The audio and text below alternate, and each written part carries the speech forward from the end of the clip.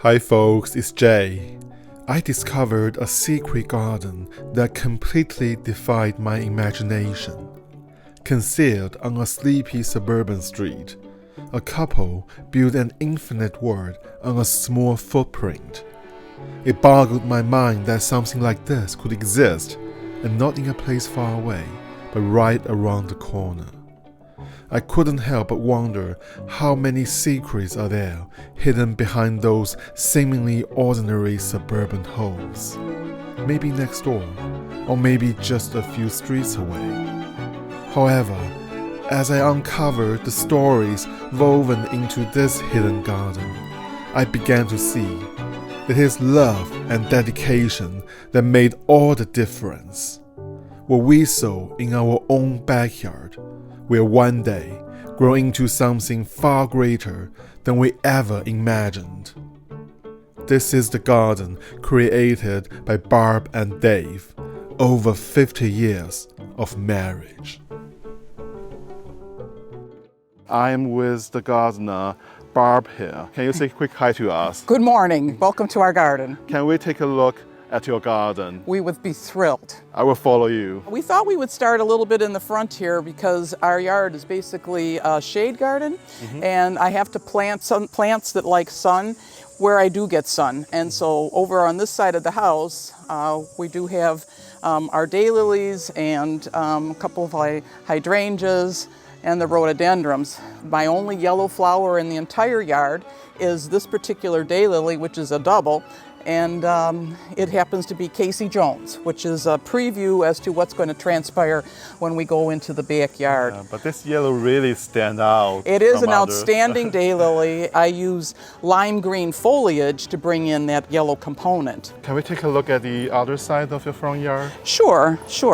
Asiatic lilies are actually starting to bloom, and we have a couple Casablanca that have shown up over here. Yeah, it's very fragrant. I can Yes. get the sweet and very clean fragrance. And in a couple of days, actually, this is a summer sweet, and it's just starting to show color. And this fragrance mingled with the lilies is phenomenal. This is an acanthus. Common name is bear's breeches. The formal name is an acanthus. And this is actually, I have two of them. This happens to be the one that we're growing a little bit more sun. I wanted to experiment to see what grew better. They both grow the same. In just a few minutes, Barb will show us the incredible secret garden hidden in their backyard. This is a Mediterranean plant, and has been hybridized and stuff so that it's more tolerant of our climate. And if you look at the columns of the Parthenon and some of the things in Greece, because it comes from that area, it's felt that that was what was used for the top of the columns. Because if you look at how the flowers are coming up here, it does give you that little bit of the shape. So that's where that's coming from. The volute, is that how they call it? I have no idea. Okay. I don't know. I know it's the tops of the columns. Interesting. Yeah. It's an interesting plant. We have many hostas. You'll see hostas are popping up here as we come around the corner. And some more daylilies. Oh, it's beautiful. Trying sun patience this year, which is a form of the impatiens, which is in our pots. And they're doing well. Very striking with the depth of sunlight. Yes. Well, let's go to the backyard. I couldn't wait any longer. Okay, let's go to the backyard. That would be great. That would be great. You know, I should just mention this daylily was a gift. This is from probably 10 years ago. We were at another open garden who was dealing with daylilies. And I admired it so well. And the next day, those gardeners came here with just a little root to give me the daylily that I had been admiring. Oh, so that's part of open them. gardens is the friendships you develop. It's a community. Absolutely. Well, what's going on with your mailbox here? Well, obviously it's a train, and Was that be the hint for the backyard? that's a hint. That is a big hint. That is a big hint. Look at your driveway. Both sides are lined up with all those plants in the little nursery pot. What's going on here? Well, I have to separate hostas on occasion, and so some of these have been separated. They're in little pots for later on. And again, you have to plant where the sun is, and so I have a couple of clematis. This is a Jack Manny, which is it's past its prime. We went... it's very beautiful, the dark purple one. Yes, and the other clematis is pink mink. And clematis like their heads in the sun and their feet in the shade, and hostas are great to get your feet shaded, so that's where that's from. Yeah, so the hosta will be a great companion plant for the clematis. Yes, for a certain amount. You know, people think hostas are strictly shade, but hostas tolerate shade. Some of them should stay in the shade, like the blue ones, but others do very well with some sun. These two big hostas down here on the end, the one furthest down there, that is Florence Nightingale. And I'm a retired nurse, so of course she had to come into the garden. And this is a beautiful hosta. My friend Nancy, who it's an honor plant for a dear friend who passed. So many of the hosta and the plants in your garden, they have meaning and stories behind them. Oh, absolutely. Yeah, absolutely. that makes the garden even more special. And of course, Jay, this is that meadow rue. I know, it's almost as tall as the garage. Yes. And they die back every winter, so all those are within like a month of growth. Yeah. I don't cut them back in the fall. I let the branches stay because the birds sit on them during the wintertime. Oh, okay. You know, when you get 7 feet of snow, that does take care of that. Let me pan the camera and show this beautiful area along your driveway. It just makes the entrance to your backyard so intriguing and so welcoming. Thank you. And you also have a lot of succulent and other things on your potting bench. I think I like things that grow round because of the hostas. So the succulents, they grow out here during the summertime, and then I bring them in the fall. We have grow lights, and I do winter over some plants. So for this area, you do get a little bit more sun. It gets the morning sun. You know, in the afternoon, the sun will diminish. And this looks like a rosemary. That is a rosemary, and I'm trying to make it into a topiary. Wow. You buy a rosemary and you peel off all the leaves and get one shoot going up, and then you get it up as high as you want it. I suppose I could have made it higher, and then you cut the top to stop it, and then as they start to branch out, you start to do this to try to get a ball. Wow, and this stuff. is so neat. We'll see. We'll see. The Gerbera daisies absolutely love it here. Beautiful, and you have a purple shamrock. Yes, I like bringing in that burgundy. There aren't a lot of flowers in the shade necessarily, so sometimes you have to refer to foliage plants to give you the different color that you need. Right, exactly. And I love how you use those small ornament and object between those pots just to make the garden so whimsical. Yeah, we do like that. One of our goals for the garden has been that we wanted to bring the fun into it.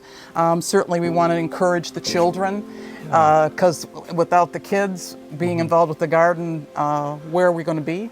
Exactly. And so we wanted to show people that you could have a shade garden and have plenty of color, and then we wanted to bring the fun part too. Yeah, this is beautiful.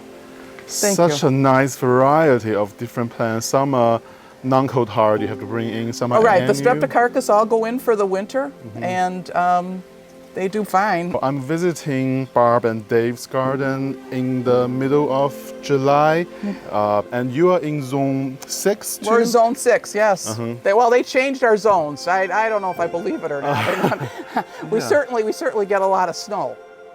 It amazes me that the entire garden gets buried under 7 feet of snow in winter. Yet in summer, it transforms into a hidden haven. We raised 3 children here. We had the usual sandboxes, swing sets, soccer games, etc. And as the last child left, we had no one to cut the grass. We gradually created gardens. Actually got started in '94, and then each garden just kind of progressed from there. There was no set plan, other than the fact that I would bring home another hosta and I'd have no room to put it. And before you know it, you have 700 variety of hosta now. Yes, we have over 700 named variety of hostas, and they're all different. There's only a couple that I have that are duplicates. When there's over 10,000 different named hostas, I didn't see any reason to have duplicates of anything. The only reason there's duplexes is because they were my favorites. Right. And as you have a structure in the backyard, so is that a shed or a train station? It is truly a shed, but we did disguise it to look like a train station. Yeah, and I see under the eave you have a sign, Whit's End. So is that the name of your garden? The name of our garden is Whit's End. Our last name is Whittemore, and all the while my husband was in the Navy, and they called him Whit, and while I was working they called me Whit.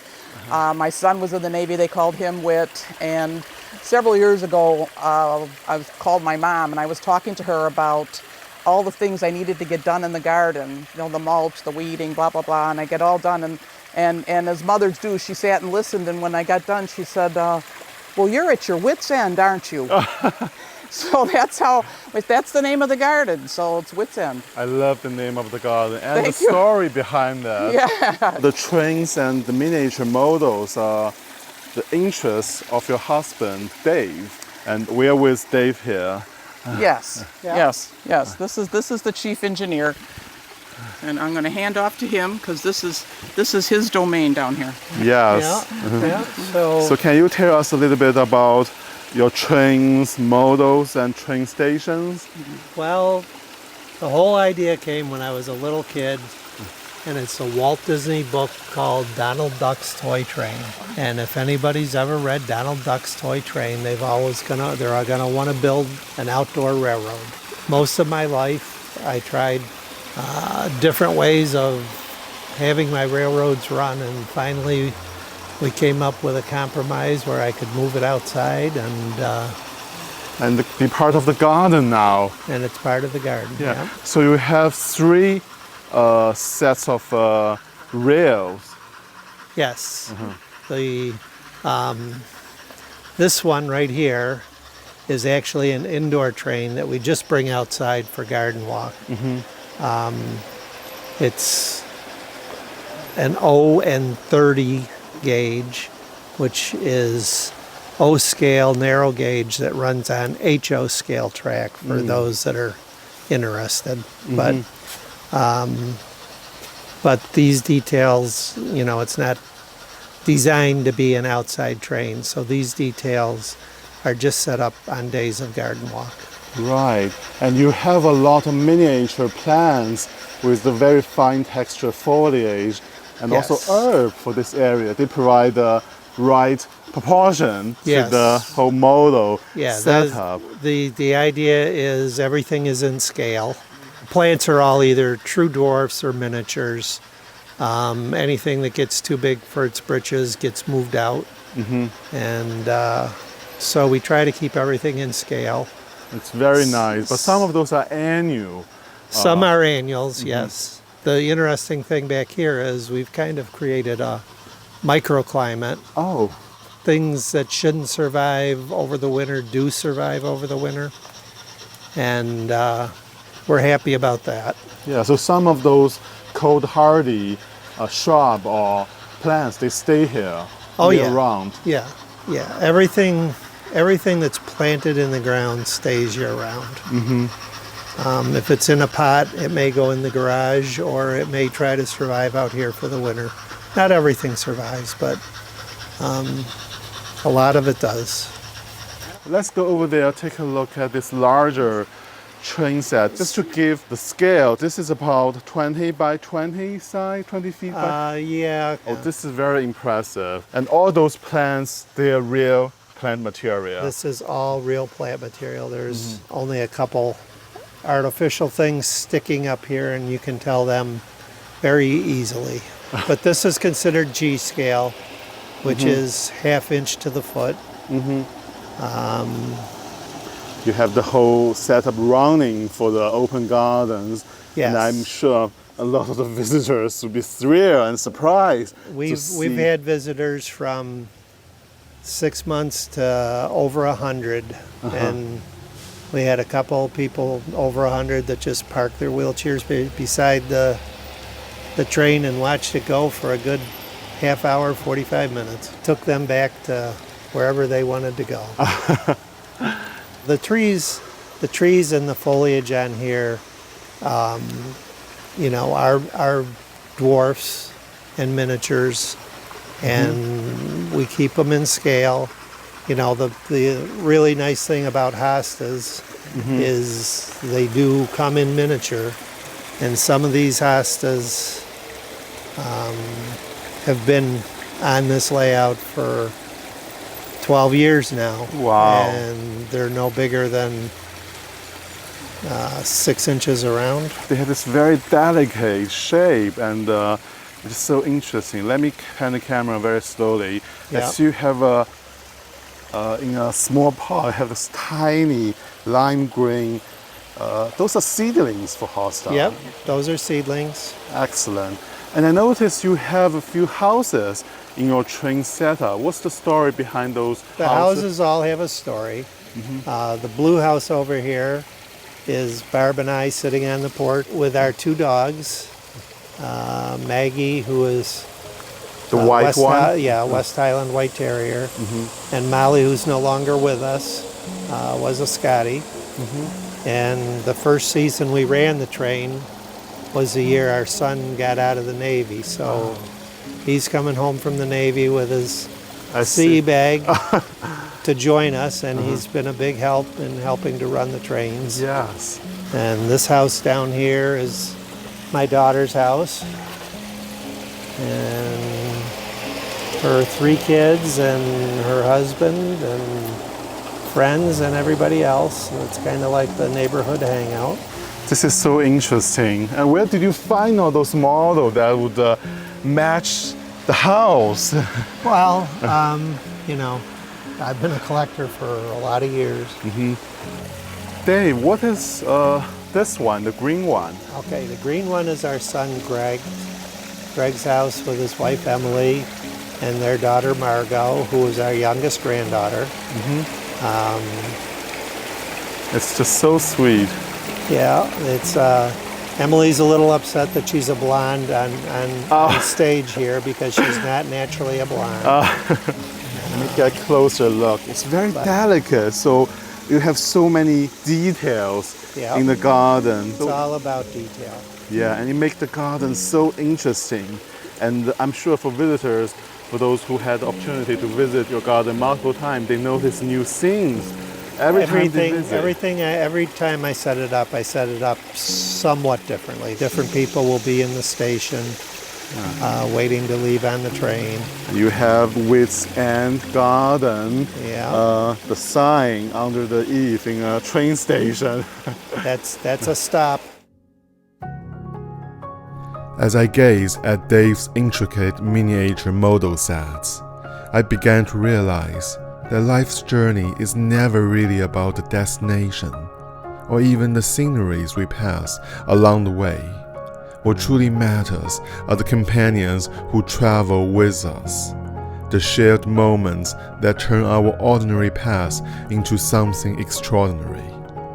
In this secret garden, Barb and Dave have gathered not just plants and miniature landscapes, but the most treasured pieces of their life, each one a testament to their journey together.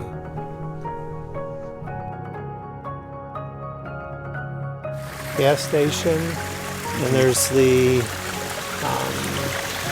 motorcycle gang.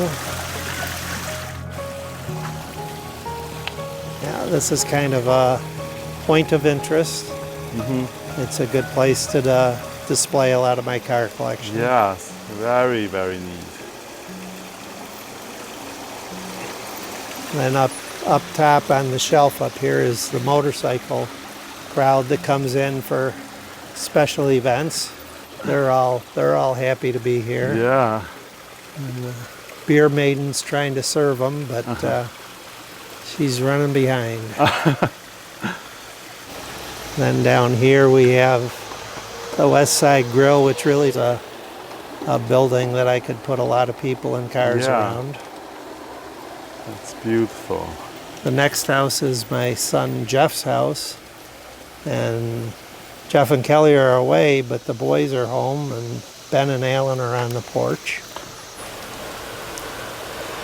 Watch your camera.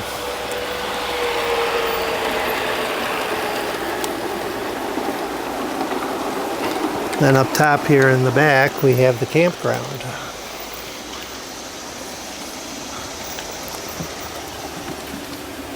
But this is quite a large setup for the campground. Yeah, picnic area and a campground and lots of, it's a popular place.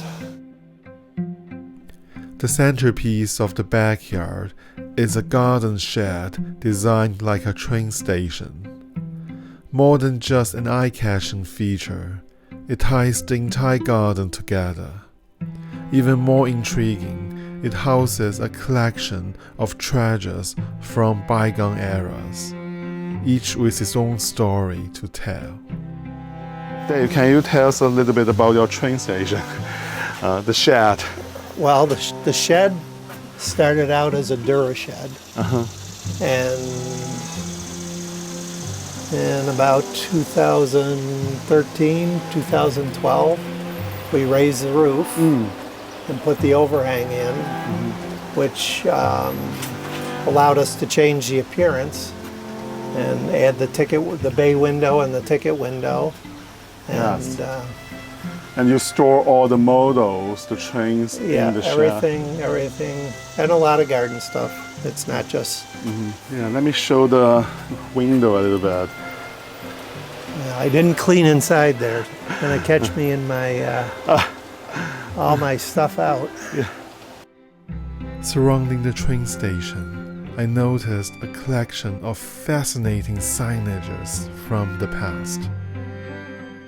Attention, passengers who snore will be removed at the next stop. Is this a real sign in the park? It was a real sign. I'd be the first one kicked out. So. Excellent. And that's an actual World War I recruiting poster for the Navy. And everybody remembers Dad's old-fashioned root beer. You don't want me to sing the theme, though. Well, you do have a nice collection of signs in this area. Yeah. Quite interesting. Pickpockets and loose women. Yep. And people ask me where the loose women are. I tell them it's not Barb. And I noticed at every corner of your garden you have hostas everywhere. They're hiding here and there. So you have a nice collection here. Can you tell me a little bit about this area, the hostas? Well, we call this Patriot Square. And the hostas here are names. Barb knows the names better, so I hope she'll come over here and tell me. Yeah, let's So- call Barb here. I want to know the names of those hostas. That blue one is navy blue, and there's a purple heart, and over here is Old Glory. This is Patriot. This beautiful green one is Patriot. Where's the flower? Yep, This is the Patriot. that's Patriot. This is Liberty. The large leaf one. Yeah, that's Liberty. And back there, that's Independence. We just kind of put things together that were related to patriotism. Yeah. Oh, this is a beautiful collection. Thank Yeah. you. And Thank to you. make this corner so interesting. Thank you. When you're dealing with a real shade garden, these are silver maples. And silver maples really you don't get much color in the fall. Yeah. They basically turn brown and drop. So I started this Boston ivy on this tree because the leaves turn bright orange in the fall so that I can get some fall color. Yeah. So what's the story behind those maples? Well, when we moved here, we've been here 50 years, and when we moved in, our neighbor told us that the little girl who had lived here in 1952 went to kindergarten at the local elementary school and came home with the trees in Dixie cups for Arbor Day. And so we know how old the trees are. The trees were planted in 1952. It's funny you mentioned Dixie cup. I was filming another garden in Erie, Pennsylvania, and she mentioned a lot of the trees in her garden handing Dixie cups from other gardeners. That's right. That's how you do it. That's how you do it. Well, let's move on to the other corner of your backyard. You have a nice collection, impressive collection of hosta here. But you have a very special one in the center. Dave and I are very proud members of the Western New York Hosta Society. And the president of the Hosta Society is Mike Shadrach, and that hosta was named for him. That is Mike Shadrach. Wow, the large leaf Yes, one with yes, variegation. yes. And Mike Shadrach is right next to Frozen Margaritas, and this great big large one here, this is Elvis Lives. So he's in good company. Yes, I would say that too. Yes. Well, Yes. tell us a little bit more about those hostas. I like to try to pair hostas up to give you an idea of leaf textures and changes, etc. And this particular hosta, which you see the blue leaf with the white in the middle, is blue ivory. And if you look, this is the same hosta, but the reverse of the variegation. Wow. And this is no, this is ivory. Well, this is blue ivory. And this is Ivory Queen. I'm pretty sure. Yes, Ivory Queen. And this is Blue Moon. It's a blue one. So you have over 700 varieties. We have over 700 varieties, and sometimes it's impossible to remember the name Well, of every I single- actually do pretty good. I do remember that when they're in pots, I struggle sometimes with that. But we keep track of the hostas by, we have maps. Yeah. And photographs are very helpful too. Yeah. When you're putting hostas together, you try to find, I look for the different colors, the different textures, certainly the different leaf shapes, and what's unique about them. Now that hosta in the very back there against the wall, the big green one, that's Niagara Falls. And when you look at it, when it's raining, the water is running down the deep veins in there, and it looks like the falls. So, that's special. yes, it is special. But when you're looking around at a hosta bed, you need a place for your eye to light. And the plain hostas, people say, oh, I don't want that green one. Well, your eye needs a spot to sit, and it will sit on that. Yeah, I guess this is the charm of plants. So every single plant, there's so much love and care went into the cultivation, and then the story and the meaning behind it. Yes. It's just fascinating. Yes, I agree. I agree. That is the fun part, exactly. Now the blue hostas, they're actually green hostas underneath. Oh. Blue hostas are blue because they have a wax coating on them. That's what keeps them blue. Now, if you put a blue hosta in the sun, what happens when wax gets in the sun? Of course, it melts. So blue hostas need a little more shade than others. And some blue hostas, the wax is so thin you can actually brush it off with your fingers, so you don't want to touch the leaves necessarily. This blue hosta right here on the end, this is Halcyon. Halcyon is a durable, wonderful, highly recommended blue hosta, and it can tolerate more sun. It's a great hosta, and it's one of the few I have a duplicate of. Yeah, that sounds like an excellent variety to have in the garden. Yeah. Well, let's go over there. Well, I'd like to point out this one hosta here coming up on the left, this big gold one. Yeah, This I is follow Faith, and the Faith comes because the day our son came home from the Navy, Dave went off to the greenhouse and came home with this hosta, and he gave it to Greg and I. It was because I never gave up faith that he would come home. So that's such a... and Faith is right next to this beautiful hosta, which is Monkey Business. And Monkey Business came back from Minnesota, and there's a great nursery out there, Savory's Nursery, and I went to the nursery and purchased 14 hostas and figured out how am I going to get them home, so I bare rooted them. I had to go to the Marshalls and get a new suitcase, and that was the only suitcase I took on. I checked everything else. My 14 hostas flew back on the plane. And you grew up in Minnesota. Yes, I did. I grew up in Minnesota. So that's your hometown. St. Paul. And you have the hardest geranium intermingled. Yeah, that's Roseanne. And Roseanne, I love the periwinkle. I like the way periwinkle pairs with the limey greens. And she does well there. And she's very happy. She's happy. She's happy. She's happy. I think in this garden, it's not just the flowers that are happy. It is a place where hope and cherished memories take root. It is a reflection of a life well tended.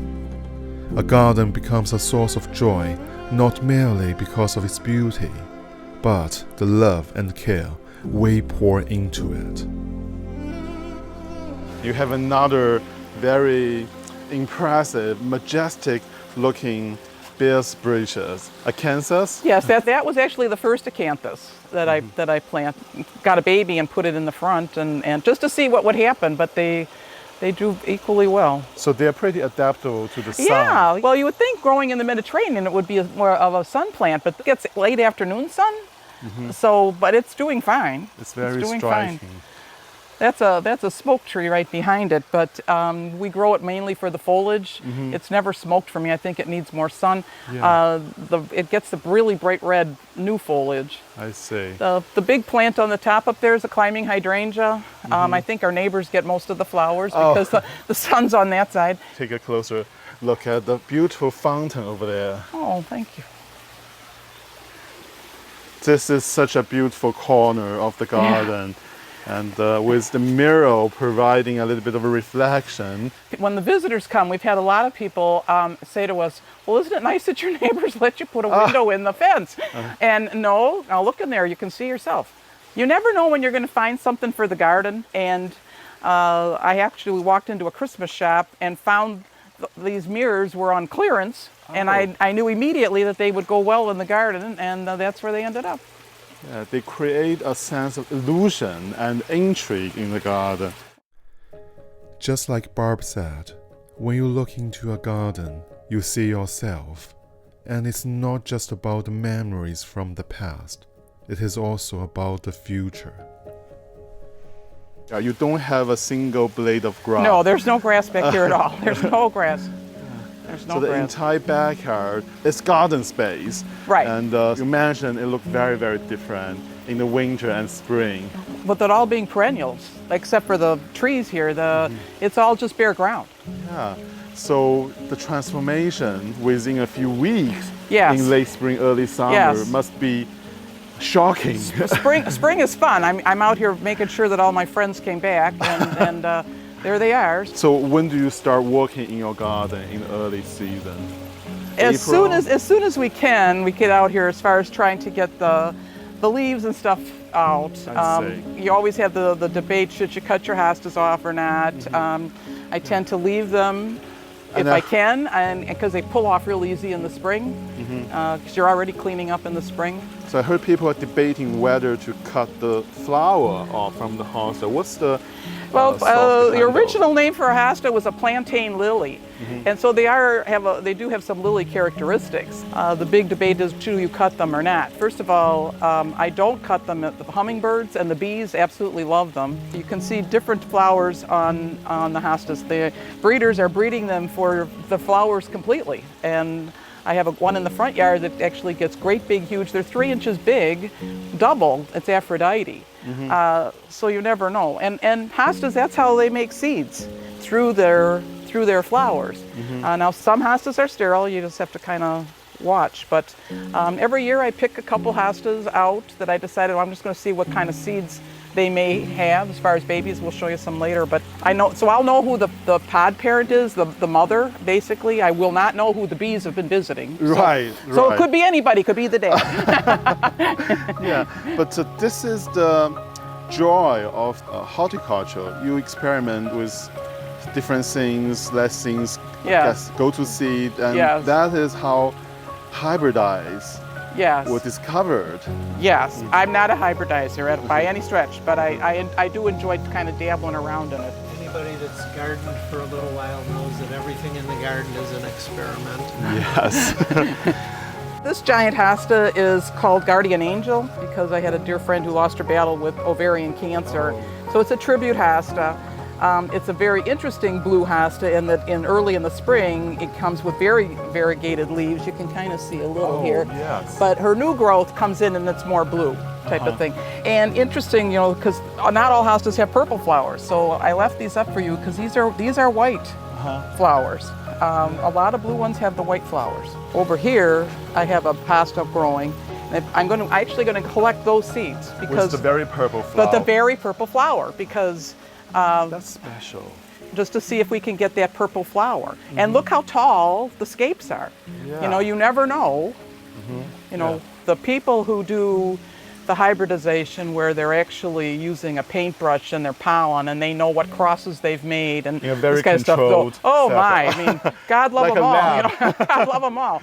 Yeah. And I see there's another train setup in this area. This is a smaller setup with gardeners Yes. Yeah. clipping and attending the miniature hostas. Yes. Yes. This is beautiful. That was supposed to be my Christmas present. And this is in a large whiskey barrel planter. Yes. Yes. And you add on the trail surrounding it. Yes. Well, this is such a great idea, so interesting. So you have different things in this area, Barb. You look for companion plants that will do well, and so I have a couple of ferns in here, and there's actually a large toad lily. It's not blooming yet. It will be. This is a tatting fern, and my grandmother used to tat, which is a form of lace, and so that's why. So every piece of plants in your garden, they have story. Absolutely, and like this hosta, this is a hosta. That's called praying hands. With very narrow leaves. Very narrow leaves, and it was a throwaway. It was found in, I don't know, a big box store someplace. Somebody thought it was nothing and had thrown it away, and then Hosta geeks will go around and look for throwaways, and it was spotted and grew into that. So that is now praying hands. Over here I have a little one, but they've miniaturized it now, so I have a mini one, and that's called Hands Up. So, how do they come up with those names? Oh, I think somebody's sitting there with their head together. That's all. And probably after a lot of alcohol.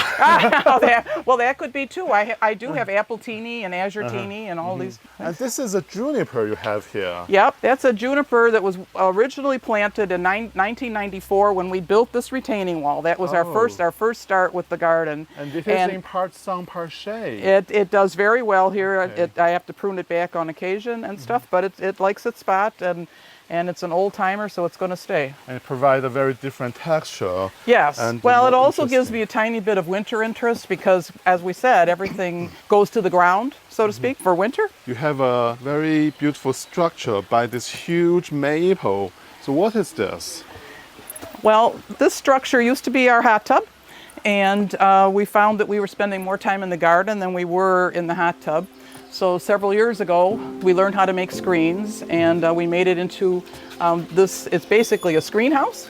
When our grandson was very small, 3 years old, he came over one afternoon and he asked me, "Where's Grandpa?" And I said, "He's in the backyard working." And he said, "Oh, is he in the treehouse?" Oh, I see you have a sign here. Yes, yes. And in his little head, because this house was underneath the big tree, it was a tree house. So that's why we call it a tree house. Your garden just provide, I mean, it must be a wonder, a magical space for the children. Our kids have grown up in here. Being part of Garden Walk, the grandchildren have been given tours. They get their friends and take their friends around. They've learned the plants. They've learned how to talk to adults. They've learned how to shake their hands. They've learned how to ask questions. They've learned how to be polite. And exactly, so yeah. I remember when you open your garden, it's a family fair. Yes, the whole family. The whole family, and they will all be here this weekend to help. I think the most precious gift a garden can give us is the young souls it nurtured, growing alongside its roots and season after season. Outside the treehouse here is we have miniatures, and hostas come in all sizes, from huge giants to the minis, and these are the little guys, and they act just like their big brothers. The only difference is that they live in a pot, and they have flowers. I left some flowers on for you. Carry on just the same way. Only difference is that they're small. People ask what we do with the hostas come winter, and in the fall I let all of them good frost take them. And I clean up the pots, and they go in the other room on shelves, and they go in the garage, and that's where they stay. I don't water them. I don't think about them. I don't do a thing about them until spring, when I come out and see, oh, here they come. And then they come out. And this is also your fairy garden area. Yeah, well, the train is basically a big fairy garden, really, but it's for the guys. And although the little girls like it too, but I decided I was going to do some fairies around. So the girls had stuff to look for too. Yeah. And And they are a perfect companion for the miniature hostas. yes, yes. This hosta here, I just wanted to point out the flowers. This is a really neat blue one. This is called purple ventriculated elf. But if you look at the inside of the flowers, you can see they're purple and white striped. And look at how it's got like the silver tops here. This garden here is called the shade garden, which is kind of funny, but it was what we originally called it, so that's what it has stayed. All of the hostas, etc.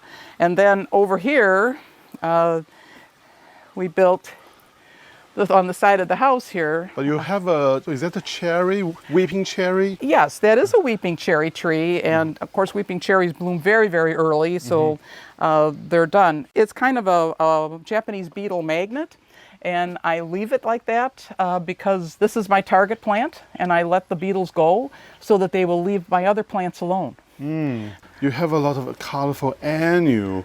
Yes, because I get some sun down here. I grew up with flowers. My mom was an avid gardener. I tried to grow the flowers I grew up with, and you can't grow roses in shade and stuff, so I eventually had to kind of convert things over. So I do love the color. I love the combinations. So you have the one with this tiny white flower, that is euphorbia. Yes, And yes. then impatience. Yes, and I have fuchsias. I grow fuchsias because they were my dad's favorite flower. This is a Brawalia, and Brawalia comes in purple, and I have some whites growing, the two colors, and they do very well in the shade, which is a kind of a help when people are having trouble with their impatience. It gives you a little bit of a different color combination. In the trailing part, you have the ivy. I love ivy. I absolutely love ivy. Jenny. What's between the creeping Jenny and the ivy? The purple one?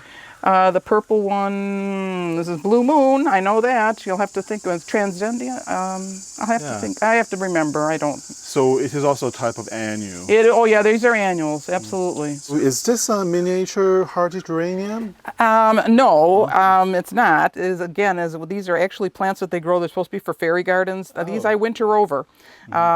Because of the scale of the flower and that type of thing. It's just a kind of a pretty, and it happens to be my favorite color, which is the pink. It's beautiful. I love pink too. Thank you. Yes, I know. I know. I know. Can you tell us a little bit about the hostas in this area? Well, this garden, we call this was originally the naughty garden. We call it the secret garden, but I think right now the grandchildren all know what the secret is. And basically it's because all the hostas have a little interesting names. That particular hosta there, that's Afterglow. This beautiful hosta here, this is Erotica. Yeah, it's very beautiful with this light green and the dark green and the white in between them. Yeah, it's part of a family of plants from Striptease. Yes, Striptease. This is Lipstick Blonde here, and if you look, it's because she's got red legs. Oh, yeah. and this is Crimson Desire. Again, see how it's got red? That's the holy grail. They're breeding for hostas to have eventually red leaves. There's a couple that are really close, but they've got to come with red stems here. This big guy back here, that is Satisfaction. And this is Big Daddy. And this is Tootie May, Rough Night, Seducer. Forbidden Fruit, Naked Lady. We have friends who actually have a red light they put out. That's just kind of fun. It's all part of the fun. But despite all those mischief in your garden, you are celebrating your golden marriage this year. Yes, Dave and I are celebrating our golden wedding anniversary. Beautiful. I noticed something quite special on that table, Barb. Well, as I said, I do collect hostas every year. I collect seeds. These are the seeds that I start. I start them in March, and I did it on purpose because I wanted people to see what these all came from the same hosta, but if you look, you can see how there's some yellow ones and there's some green ones. I'm finding one with a stripe. It may be just a fruit, but we'll see. So they all came from the seeds from one hosta. From one hosta. But the seedling, they have different characteristics. Exactly, just like your kids have different characteristics. Every seed it can be different too. You don't know what the bees have been doing. So you collected the seed last year. In the fall, and then I plant them in the spring. They say they need a period of cold, and I put them in white business envelopes with the name of the mother plant on it, and I put them in the freezer for a couple of months, and then I take them out and I plant them in March. So those seedlings about 6 months old. They're from March, so March. they're 3-4 months. Yeah. And yeah. what about those? in Okay, white? now these are seedlings from last year, different mother. Okay, you can see because these have got stripes. So, and what I do is I will cull them and look and see, was this one, do I like this one? Do I like the shape? Do I like the color? Some of these, when I'm looking at the bottom, I actually am seeing they have red legs, so they're going to have red stems, not all of them. So those probably be the ones I keep just because I want to see. I did take a few out to show people when you take them out, these are what little hostas look like. And if you look around my garden, I left a few this year, all of them will throw seeds. And I'm always picking up seedlings. Yeah. Always. All those seedlings, they would be something special and spectacular in the future. In the future, you never know. We'll try. So again, we are visiting Whit's Garden with Dave and Barb Whittemore, and I see you have the sign on the garage, welcome to Whit's Hand. Yes. Well, thank you so much for sharing your garden with us. And thank you for so coming. much for coming and It's my- spending your time. It's my pleasure.